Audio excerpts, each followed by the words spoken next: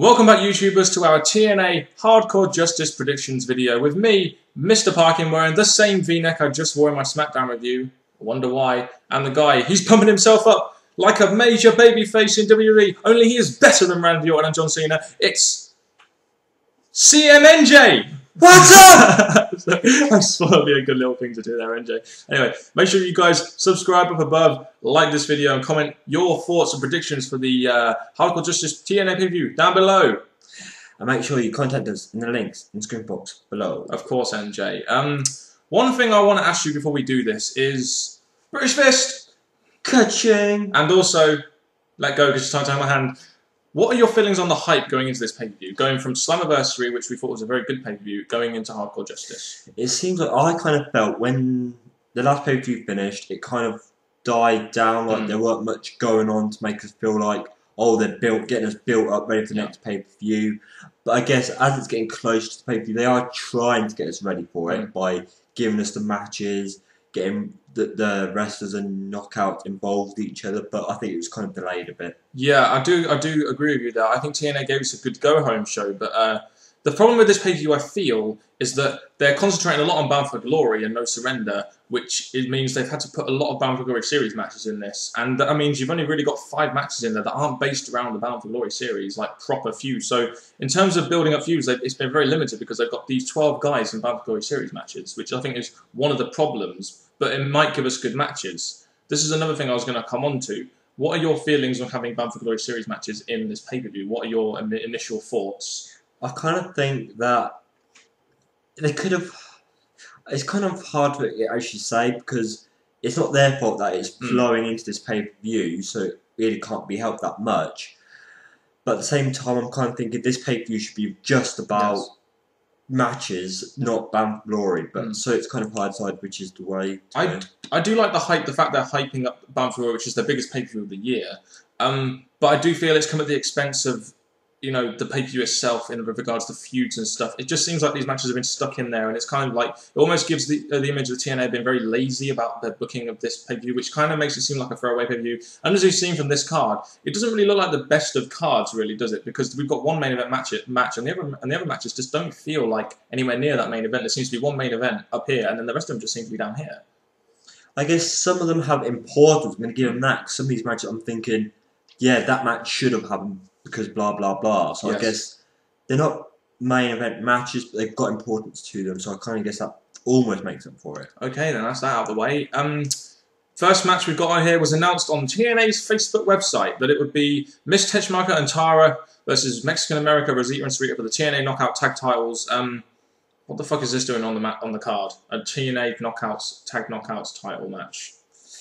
I don't know. I'm not really a fan of the whole knockouts having a tag title, so I think this match was just thrown in for the sake of it. I think this is done because Sarita has now returned from an injury and that they're trying to get the straps back on them, which is why the only reason I feel this match is actually on the card, and the only reason why it's of any importance, because Miss Tessmacher and Tara were just transition champions. Yeah, that's what I could say. I was trying to think of something to say, but this match just not got really much importance to me. No, not looking forward to this match really.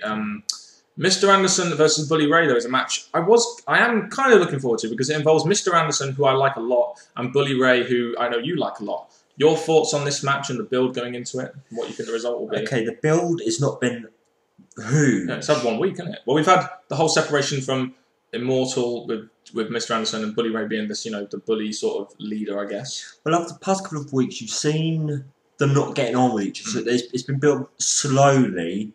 But it's only been shown properly over the last couple of 1 to 2 weeks. Literally 1 week, isn't it? Probably. Well, there's that cage match. Oh yeah, the cage match as well. Yeah, so it showed you tension sort of between them two.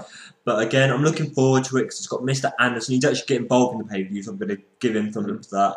He's going against the other one who thinks he's the leader and that. So I'm thinking the way they've got it is 2 loudmouths going against each other to prove who's the best. And the people who voted on our Facebook page pretty much voted for Mr. Anderson. 4 votes to 0. I believe this match is done for Mr. Anderson so he can break off from Immortal and turn face. I do. It kind of seems that way from the promos they've been having. I think Mr. Anderson will win this and will establish a face turn. My only thing about this is why the fuck did you have Anderson go in Immortal, lose the title, and all of a sudden he's breaking up from them so quickly? It just seems a bit stupid. I kind of think, again, I think TNA's thought might have been if we put Mr. Anderson, who's a big guy in TNA, into one of the biggest groups in TNA, which is Immortal, it might give him some more importance, more involved for him. But obviously, it did not work. No. So now it's looking forward to see him leaving Immortal and going on back to what he did before he joined Immortal. Please go after the heavyweight championship, Mr. Anderson. So Mr. Anderson all the way for me on this one. Same. The next match we have is a Bound for Glory series match between Pope and Devon, and we've seen signs of a rivalry between these two throughout the weeks. With Devon's family and Pope coming out to his matches. But I do feel the way that Devon's been getting points when I really don't think he should be. I really feel Pope should be winning this match all the way. I really do. Well, take away the whole Bound for Glory thing. These two, Devon really seems to not like what Pope's doing with his family, so it has importance to Devon. Yes. The Bound for Glory was just thrown in there because it could be. Yeah. So I think it's more, in my eyes, it's more about the rivalry going on between them two. Yeah. But I'm thinking the winner should be Pope, but at the same time, it has importance to Devon, so I'm fine Pope. Just don't let Devon get any more points in this Bound for Glory series tournament, really. He shouldn't be up there in this tournament. I don't even know why he's in it. Next match, another Bound for Glory series match, this time it's a special Bound for Glory series match between the number 1 and number 2, and that is the undefeated Crimson versus Rob Van Dam. And again, the British Fist voted on this. 6 votes Crimson, 3 votes for Rob Van Dam. And I do believe with Crimson being undefeated that he just has to win this match. Because like I said in our TNA review, having Rob Van Dam be the one to end the streak is not going to be fair on the other wrestlers that could have done it. Because Rob Van Dam's been a while now. He's done a lot of things for TNA and the wrestling business. So it should be someone else that is like either growing in the industry and someone that could have a big dramatic push by being the undefeated Crimson. Definitely. I just feel Crimson has to win. I feel these two can put on a very good match as well. I do feel Rob Van Dam can do well, making Crimson look good, which is why they're probably having this match. And Crimson gets the 6 votes to 3. I do feel he's going to win. And one thing we did miss earlier, Pope got 5 votes to 2. So a lot of people want Pope to win this, and I'm one of those. So next match we have is the 6-person tag match between Fortune and Immortal, AJ Styles, Christopher Daniels, and Kazarian versus Abyss, Gunner, and Steiner. So getting all those guys involved. I lost my speech there, but it seems like a real thrown-in match to me. Do you know what I mean? Just the build has been we had that whole Sting thing with the clown masks, but to me this seems to have just been thrown in there. It just really does. I don't know what this. I think it's just because of the minimal build this really had. Again, I'm thinking having a big faction, Immortal. I'm thinking having them going against Fortune is having a faction versus a faction, which is interesting. Yes. And it's not the whole faction though. That's the thing. That's what annoys me about it. Which is a shame, but at the same time, the ones who are not in it are actually involved in other libraries. But I'm saying I think Immortal had to be involved somehow in this pay-per-view because of how big they are. Yeah. I think adding Fortune, because AJ, I think him, Daniels, and Kazarian, they deserve to be involved in the pay-per-view or in a match of some sort. I'm guessing this is the way TNA thought of doing it. Yeah, and I think this match, I do think Immortal are going to win this match, much to the annoyance of the British Fist, because they feel that Fortune will win 6-2 votes. The reason why I feel Immortal will win this match is because we saw a bit of a tease between AJ Styles and Christopher Daniels. I do feel in this match, it might be the match where Christopher Daniels turns heel, and I think he'll cost AJ the victory or something, and the Immortal will win. That's who I feel will win anyway. Well, I would love to see Fortune win because I love seeing Fortune win matches, especially AJ Styles. The reason I voted for Fortune is because as much as I am an Immortal fan, apart from some of the members in the faction, Steiner, Jarrett, Hogan, Bischoff. Now you love Bischoff, don't you? Bischoff's good. Okay, carry on. Is Fortune have been not really doing a lot in the TNA at the moment, not from what I've seen. So I think for them to have a comeback kind of match or an involvement match, I think they deserve to win. Yep, and the next match we have, because I pretty much have nothing else to say about that match.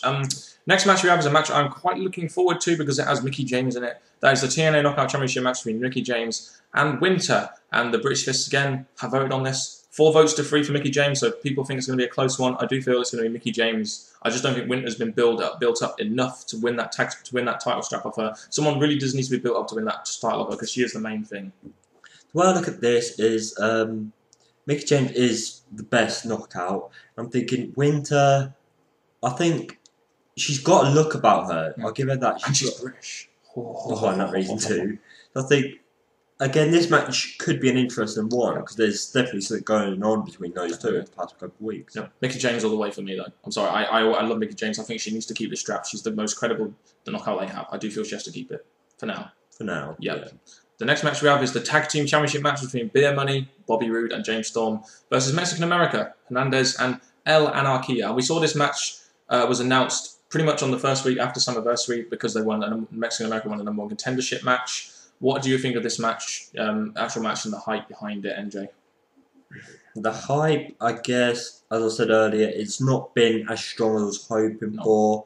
But again, we got great tag team Beer Money taking on one of the best heel. Definitely. They get the most heat. Yeah, so I think this match is definitely going to have the strong faces versus the strong heels. Yeah, and in my opinion, I do feel that if TNA are going to give Beer Money a singles run, it should be now because Bobby Roode and James Storm are both injured at the moment. And if you're going to give the tag title to someone and give Beer Money a singles run, you might as well give it to Mexican America because they're the most credible tag team apart from Beer Money at the moment in TNA, in my opinion. The question is, who did you vote for? I voted for Beer Money because I love Beer Money. So you're saying all this about yeah, but I do feel if TNA want to do that, then this is a perfect opportunity to do it, which is why I'm mentioning it.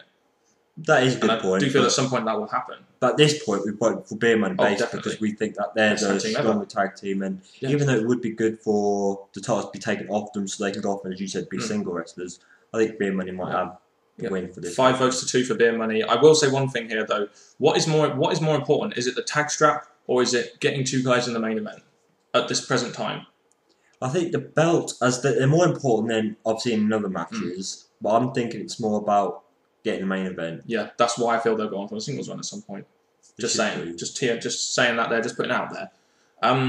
The next match we have is a TNA X Division Championship match, and I will say I am looking forward to this match a lot. We have Brian Kendrick versus Alex Shelly versus Austin Aries, a great heel. A TNA X Division Championship triple threat match. We've seen Alex Shelly and Austin Aries can put on a great match. With Kendrick in there, it can only make it better, in my opinion. I do feel this will be one of the better matches of the night. I am looking forward to seeing Austin Aries maybe win the X Division Championship because I do want him to win.